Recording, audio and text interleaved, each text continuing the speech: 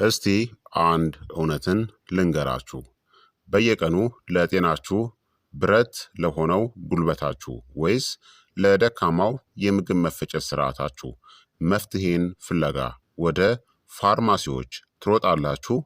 በየሳምንቱ በሺዎች የሚቆጠር ብር በባዕድ ኬሚካሎችና በቫይታሚን ክኒኖች ላይ ታወጣላችሁ። ግን ምን ያህሎቻችሁ ናችሁ ትክክለኛው የጤና ሚስጥር ከቤታችሁ እንዳልወጣ የምታውቁት? አዎ፣ አልተሳሳታችሁም።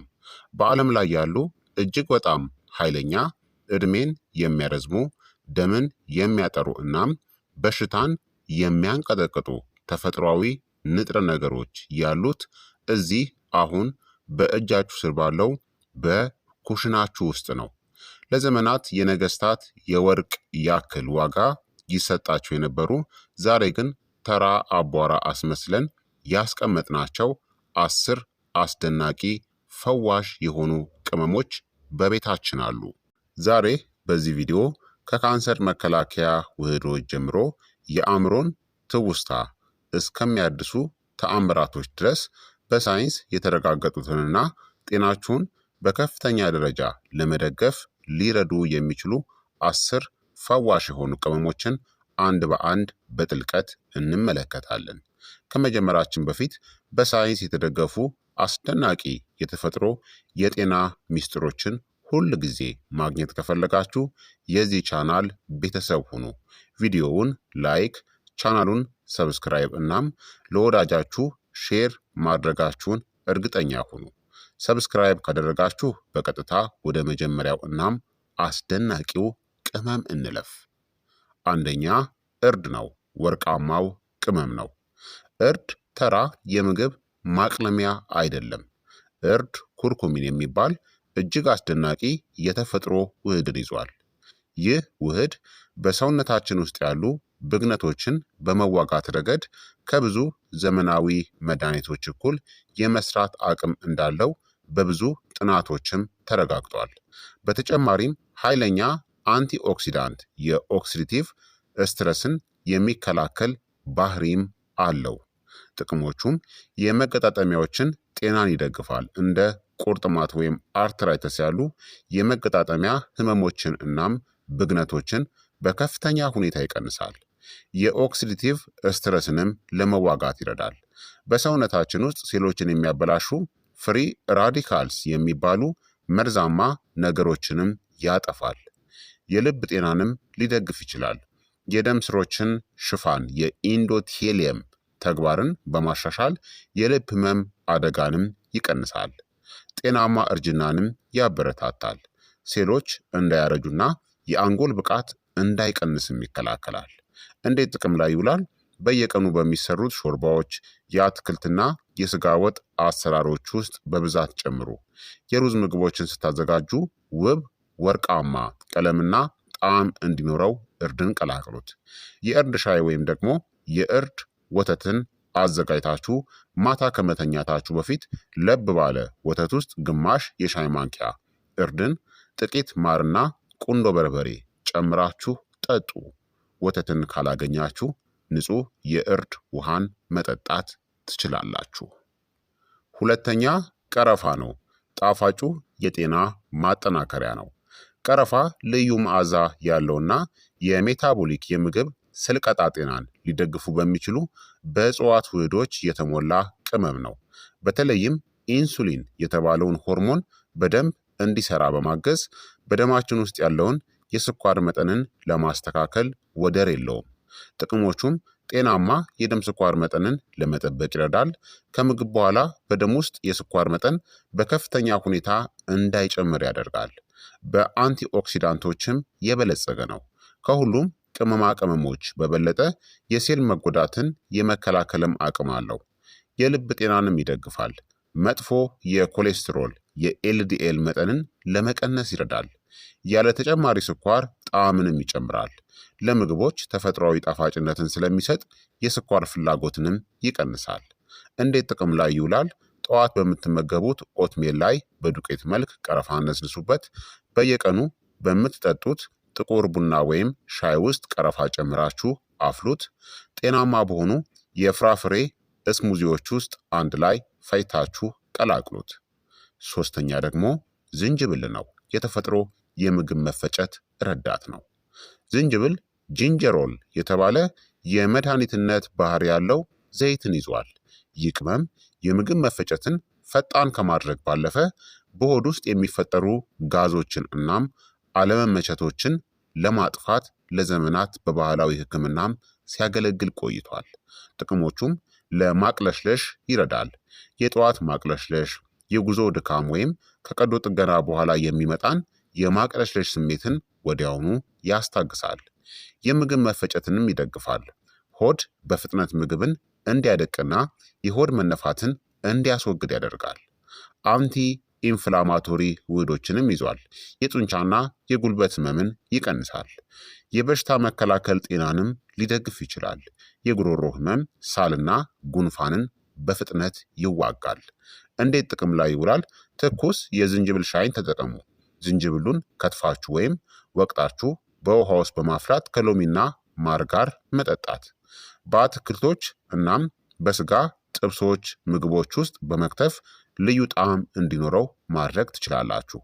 በአረንጓዴ ቅጠላቅጠል እስሙዚዎች ውስጥ በመጨመር አብራችሁ ፈይታችሁ መጠቀም ትችላላችሁ። አራተኛ ነጭ ሽንኩርት ነው። ጥንታዊው ልዕለ ምግብ ነው። በእጽዋት ጥናት መሰረት ነጭ ሽንኩርት ቅጠላቅጠል ወይም ኸርብ ቢሆንም በኩሽናችን ውስጥ ግን እንደ ቅመም ነው የምንጠቀመው። ነጭ ሽንኩርት ሲደቅ አሊሲን የተባለ እጅግ ኃይለኛ የሰልፈር ውህድን ይፈጥራል። ይህ ውህድ እንደ ተፈጥሯዊ አንቲባዮቲክ ሆኖ ያገለግላል። ጥቅሞቹም የበሽታ መከላከል ተግባርን ይደግፋል። የሰውነትን ነጭ የደም ሴሎች በማጠናከር የጉንፋንና የቫይረስ በሽታዎችንም ይከላከላል። ጤናማ የደም ግፊትንም ለመጠበቅ ሊረዳም ይችላል።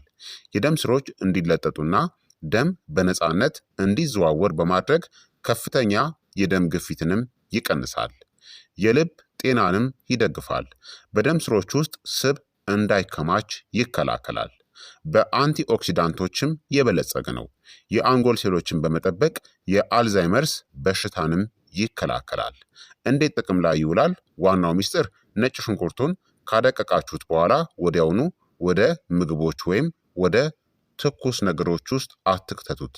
ጥቅሙን የሚያመጣው አሊሲን እንዲፈጠር ከአደቀቃችሁት በኋላ ለ10 ደቂቃ አስቀምጡት። ከዚያም በምግቦች ውስጥ መጨመር ትችላላችሁ። በየቀኑ በምትሰሩት ሾርባዎች፣ አልጫና ቀይ ወጦች እንዲሁም ወደ ሶሶች ውስጥ በብዛት ተጠቀሙ። እንደዚሁ ጥሬውንም መጠቀም ትችላላችሁ። አምስተኛ ቁንዶ በርበሬ ነው። የንጥረ ነገር አሳዳጊ እንለዋለን። ቁንዶ በርበሬ ወይም ብላክ ፔፐር የምንለው በምግባችን ላይ ቅመምነትንና የሚያቃጥል ጣዕምን ለመጨመር ብቻ የሚጠቅም ይመስለናል። ነገር ግን ፒፔሪን የተባለ አስደናቂ ውህድን በውስጡ ይዟል። ይህ ውህድ ሰውነታችን ከሌሎች ምግቦች የሚያገኛቸውን ንጥረ ነገሮችን አምቆ እንዲወስድ ይረዳል። ጥቅሞቹም የምግብ መፈጨትን ይደግፋል። በሆድ ውስጥ የሚገኘውን ሃይድሮክሎሪክ አሲድ እንዲመነጭ በማድረግ ፕሮቲን ያላቸው ምግቦች በቀላሉ እንዲፈጩ ያደርጋል። አንቲኦክሲዳንቶችንም ይዟል። በሰውነት ውስጥ ሊፈጠሩ የሚችሉ ኢንፌክሽኖችን ይከላከላል። ከእርድ የሚገኘውን የኩርኩሚን ውህደትንም ያሻሽላል። ይህ እጅግ አስደናቂ እውነታ ነው። እርድን ብቻውን ብንበላው ሰውነታችን አይወስደውም። ነገር ግን በትንሽ ቁንዶ በርበሬ ካዋሃድነው እርድ ያለው የመፈወስ አቅም በ2000% እጥፍ ይጨምራል። የአንጎል ጤናንም ሊደግፍ ይችላል። የነርቭ ሴሎችን በማነቃቃት የማስታወስ ችሎታንም ያሻሽላል። ታዲያ እንዴት ጥቅም ላይ ይውላል? በማንኛውም ምግቦቻችሁ ውስጥ በተለይ በጨዋማ ምግብ፣ በሰላጣ ወይም በጥብስ ላይ በመጨረሻ ሰዓት ላይ ፈጭታችሁ ጨምሩበት። ሁልጊዜ ከእርድ ጋር አብራችሁ በምትሰሩባቸው የምግብ አዘገጃጀት መመሪያዎች ውስጥ አንድ ላይ አጣምሩት። ስድስተኛ ቅርንፉድ ነው። ጥቃቅን ግን ኃይለኛ ቅመም ነው። ቅርንፉድ መጠኑ በጣም አነስተኛ ቢሆንም በውስጡ የያዘው የጤና ጥቅምና ንጥረ ነገር ግን እጅግ ግዙፍ ነው። ቅርንፉድ ኢዩጅኖል የተባለ ተፈጥሯዊ ማደንዘዣና ጸረ ባክቴሪያ ውህድን ይዟል። በጥንቱ ዘመን የጥርስ ህመምን ለማስታገስ ቁጥር 1 መድኃኒትም ነበረ። ጥቅሞቹም በአንቲኦክሲዳንት እጅግ የበለጸገ ነው። በዓለማችን ላይ ካሉ ምግቦች ሁሉ በውስጡ ከፍተኛ አንቲኦክሲዳንት የያዘ ቀዳሚው ቅመም ቅርንፉድ ነው። የአፍ ጤናንም ይደግፋል። በአፍ ውስጥ ያሉ መጥፎ ባክቴሪያዎችን ይገድላል። የጥርስ ህመምን እናም የድድ ብግነትንም ያስታግሳል። የምግብ መፈጨትንም ሊደግፍ ይችላል። የጨጓራ አልሰር ወይም ደግሞ ቁስለት እንዳይባባስ የጨጓራ ሽፋንን ያጠናክራል። በትንሽ መጠን ከፍተኛ የሆነ ጣዕምንም ይጨምራል። ለምግቦች ልዩ መዓዛና ጥልቅ ጣዕምን ይሰጣል። ታዲያ እንዴት ጥቅም ላይ ይውላል? በሻይ ቅጠል ውስጥ 2 ወይም 3 ቅርንፉድን ጨምራችሁ ከእጽዋት የተቀመሙ ሻዮችን አፍሉበት። በተጋገሩ ምግቦች፣ በኬኮች ወይም በዳቦዎች ውስጥ በዱቄት መልክ በትንሹ ጨምሩት። የተለያዩ የቅመም ውህዶችን ለምሳሌ ለበርበሬ ወይም ለወጥ ማጣፈጫ ስታዘጋጁ አብራችሁ ፍጩት። 7ኛ ካየን ፔፐር ነው። የሚጥሚጣ ቃሪያ ዱቄት ማለት ነው። የእሳታማ የደም ዝውውር ማጠናከሪያ ነው። ካይን ፔፐር ወይም ቀይ የሚያቃጥል የሚጥሚጣ የቃሪያ ዱቄት ሙቀቱንና የማቃጠል ባህሪውን የሚያገኘው ካፕሳይሲን ከተባለ ውህድ ነው። ይህ ውህድ የሰውነታችንን ሙቀት በመጨመር የስብ ስብስብን ለማቅለጥናም ደም በነፃነት እንዲፈስ ለማድረግ በጣም የታወቀ ነው። ጥቅሞቹም ጤናማ የደም ዝውውርን ሊደግፍ ይችላል። የደም ስሮችን በማስፋት ደም ወደ ሁሉም የሰውነት ክፍሎቻችን በተለይም ወደ ልብ በፍጥነት እንዲደርስ ያደርጋል። የምግብ ስልቀጣን ወይም ሜታቦሊዝምንም ይደግፋል። ሰውነታችን ካሎሪዎችን በፍጥነት እንዲያቃጥል ስለሚያደርግ የሰውነት ክብደትንም ለመቀነስ ይረዳል። ያለ ተጨማሪ ካሎሪ ጣዕምንም ለመጨመር ይረዳል። የምግብ ፍላጎትን ይቆጣጠራል። ከመጠን በላይ የመብላት ስሜትንም ይቀንሳል። አንቲኦክሲዳንቶችንም ይዟል። የሳይነስ ወይም የአፍንጫ መታፈን ችግርን ወዲያውኑ ይከፍታል። እንዴት ጥቅም ላይ ይውላል? በምትሰሯቸው ሾርባዎች ውስጥ በትንሹ በመነስነስ ሙቀትንና ጣዕም እንዲኖረው አድርጉ። የተለያዩ የቲማቲም ወይም የበርበሬ ሶሶች ውስጥ በጥቂቱ ጨምሩት። በእንቁላል ወይም በተለያዩ የአትክልት ምግቦች ላይ ጨምራችሁ ተመገቡ። 8ኛ የሮዝሜሪ ወይም የጥብስ ቅጠል ነው። የትውስታው ቅጠል እንለዋለን። ሮዝመሪ ወይም በሀገራችን ውስጥ የጥብስ ቅጠል የምንለው ተክል ለረጅም ጊዜ ከአእምሮ መነቃቃትና ከማስታወስ ችሎታ ማደግ ጋር ተያይዞም ቆይቷል። በውስጡ የያዘው ካርኖሲክ አሲድ የተባለው ውህድ በአንጎል ውስጥ ያሉ የነርቭ ሴሎች እንዳይጎዱ የመከላከል ከፍተኛ ብቃት አለው። ጥቅሞቹም በአንቲኦክሲዳንት የበለጸገ ነው። የሰውነትን የበሽታ መከላከል አቅምን ያጠናክራል። የአንጎል ጤናንም ይደግፋል። ትኩረትን ይሰበስባል። ማስታወስን ያሻሽላል። አእምሯችንም እንዳይዝል ያደርጋል። ጤናማ የምግብ መፈጨትንም ይደግፋል። በሆድ ውስጥ የሚፈጠርን ጋዝናም የምግብ አለመፈጨትንም ያስታግሳል። ያለ ትርፍ ጨው ጣዕምንም ይጨምራል። ጨው መቀነስን ለሚፈልጉ ሰዎች ምግባቸው እንዳይሰለች አስደናቂ መዓዛን ይሰጣል። እንዴት ጥቅም ላይ ይውላል? የተጠበሱ አትክልቶች በተለይ ድንች፣ ካሮት ላይ ከወይራ ዘይት ጋር አብራችሁ ጥበሱት። በዶሮ በስጋ እናም በአሳ ምግቦች ላይ ቅጠሉን በመጨመር ልዩ መዓዛ እንዲኖረው አድርጉ። ትኩስ ወይም የደረቀውን የሮዝሜሪ ቅጠልን በፈላ ውሃ ውስጥ በማድረግ ከእጽዋት የተቀመመ ሻይን አዘጋጅታችሁም መጠጣት ትችላላችሁ። 9ኛ ኦሬጋኖ ነው። የሜዲትራኒያኑ ሀብት ይባላል። ኦሬጋኖ በተለይ በሜዲትራኒያን አካባቢ ምግቦች ውስጥ በብዛት የሚገኝ ሲሆን ካርቫክሮል እናም ታይሞል በተባሉ እጅግ ጠቃሚ የእጽዋት ውህዶች የተሞላ ነው። እነዚህ ውህዶች በሰውነታችን ውስጥ ያሉ ተዋሲያንን፣ ባክቴሪያ እናም ፈንገስን የመግደል ከፍተኛ አቅም አላቸው። ኦሬጋኖ በአጭሩ የቅጠላቅጠል ቅመም ሲሆን በተለይ በሜዲትራኒያን እንደ ኢጣሊያ እናም ግሪክ ምግቦች ውስጥ በብዛት ጥቅም ላይ የሚውል ተክል ነው። ጣዕሙ እና ማውዛው ደግሞ ጠንከር ያለ መዓዛማ እናም በትንሹ የሚያቃጥል የኮሶ ቅጠል ወይም ደግሞ የጥብስ ቅጠልን የሚያስታውስ ጣዕም አለው። ለፒዛ፣ ለፓስታ ሶስ እናም ለሰላጣዎች ልዩ ጣዕምን ይሰጣል። ጥቅሞቹም ኦሬጋኖ በአንቲኦክሲዳንት የበለጸገ ነው። ሰውነታችንን ከተለያዩ ስር የሰደዱ በሽታዎች ይጠብቃል። የበሽታ መከላከል ጤናንም ይደግፋል። እንደ ተፈጥሯዊ ጸረ ቫይረስ ሆኖ ስለሚያገለግል ሳልና የጉንፋን ስሜትን ያጠፋል። የምግብ መፈጨት ጤናንም ይደግፋል። በአንጀት ውስጥ ያሉ ጠቃሚ ባክቴሪያዎች እንዲበራከቱ ያደርጋል። ጠንካራ ጣዕምን በተፈጥሮም ይጨምራል። ምግቡን ሳንቀቅል ንጹህ የተፈጥሮ መዓዛን ይሰጠናል። ታዲያ እንዴት ጥቅም ላይ ይውላል? በቤት ውስጥ የሚሰሩ የፒዛ እናም የፓስታ ሶሶች ላይ በብዛት ነስንሱበት። ትኩስ ሰላጣዎችን ስታዘጋጁ ከላይ በመበተን ልዩ መዓዛ እንዲኖረው አድርጉ። በተለያዩ የሜዲትራኒያን ምግቦችናም የአትክልት ወጦች ውስጥ ተጠቀሙበት። የኦሬጋኖ ሻይን በማዘጋጀትም መጠቀም ትችላላችሁ። 10ኛ ኮረሪማ እናም ሄል ነው። መዓዛማው የደህንነት ቅመም ናቸው። ኮረሪማ እናም ሄል በኢትዮጵያና በብዙ የዓለም ባህላዊ ምግቦች ውስጥ ከፍተኛ ግምት የሚሰጧቸው የቅመማ ቅመሞች ንግስት ናቸው። እነዚህ ቅመሞች ሽታቸው ብቻ አእምሮን የሚያረካ ሲሆን በውስጣቸው ያሉ ዘይቶች የሽንት ማከማቻን በማጽዳትና የደም ግፊትን በማስተካከል ረገድ በጣም የታወቁ ናቸው። ጥቅሞቻቸውም የምግብ መፈጨትን ይደግፋሉ። የሆድ መነፋትን፣ ቁርጠትንና የጨጓራ መረበሽን ወዲያውኑ ያክማል። በአንቲኦክሲዳንቶችም የበለጸጉ ናቸው። በሰውነት ውስጥ ያሉ መርዛማ ነገሮችን በሽንት መልክ ጠርጎ ለማስወጣት ይረዳሉ። የዳዩሪቲክ ኢፌክት አላቸው። ጤናማ የደም ግፊትንም ይደግፋሉ። የደም ዝውውርን በማለስለስ የልብ ስራን ያቃልላሉ።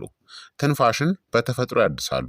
በአፍ ውስጥ ያሉ መጥፎ ሽታን የሚያመጡ ባክቴሪያዎችን ስለሚገድል ከምግብ በኋላ ፍሬውን ማኘክ ትንፋሽን ያድሳል ማለት ነው። እንዴት ጥቅም ላይ ይውላል? በየቀኑ በምታፈሉት የሀገር ውስጥ ሻይና ቡና ውስጥ ፍሬውን ፈጭታችሁ ወይም ሰብራችሁ ጨምሩበት። ጠዋት በምትመገቡት የኦትሜል ምግብ ውስጥ በመጨመር መዓዛውን አጣጥሙ። በተለያዩ የሩዝ ምግቦች ስትሰሩ ሙሉ ፍሬውን አብራችሁ። ታዲያ ውድ ተመልካቾቼ እዚህ ላይ አንድ ትልቅ እውነትን መረዳት አለባችሁ። ምንም አይነት ነጠላ ቅመም ብቻውን ተአምራዊ ፈውስ ሊሆን አይችልም። ትልቁ እናም ዘላቂው ጥቅም ሊገኝ የሚችለው እነዚህን የተለያዩ ቅመማ ቅመሞችን በየቀኑ በምግባችን ውስጥ አዘውትረን ስንጠቀም ነው። ይህ ደግሞ የተመጣጠነ ምግብን መመገብን፣ መደበኛ የአካል ብቃት እንቅስቃሴን፣ ጥራት ያለው እንቅልፍንናም መደበኛ የሕክምና እንክብካቤን የሚያካትት ጤናማ የአኗኗር ዘይቤ አካል ሆኖ ሲተገበር ብቻ ነው። ቅመሞች ረዳት እንጂም የመድኃኒት ሙሉ ምትክ አይደሉም። እስኪ ንገሩኝ፣ ከነዚህ 10 ፈዋሽ ቅመሞች መካከል የትኛውን አሁን በኩሽናችሁ ውስጥ አስቀምጣችሁታል? እርድ፣ ቀረፋን፣ ዝንጅብልን ወይስ ምናልባትም ኮረሪማ እናም ሄልን? የትኛውን ቅመም በብዛት መጠቀም ትመርጣላችሁ? የእናንተን ተወዳጅ ቅመም አጠቃቀም ዘዴ ከታች ባለው በኮመንት መስጫ ላይ ጻፉልኝ። እኔም እያንዳንዱን አስተያየትን አነባለሁኝ። ይህ ቪዲዮ ጠቃሚ መረጃ እንደሰጣችሁ ካመናችሁበት ደግሞ አሁኑኑ ላይክ ማድረጋችሁን፣ ለሌሎች እንዲደርስ ሼር ማድረጋችሁን እናም ለወደፊቱ እንደነዚህ ያሉ እጅግ አስደናቂ የጤና እናም የደህንነት ይዘቶች በፍጥነት እንዲደርሷችሁ ቻናሉን ሰብስክራይብ አድርጋችሁ የደውል ምልክቷን ማብራታችሁን አትርሱ። ስለተከታተላችሁኝ ከልብ አመሰግናለሁኝ። በሚቀጥለው ቪዲዮ እስከምንገናኝ ድረስ ጤናችሁ ይጠበቅ። ቻው ቻው።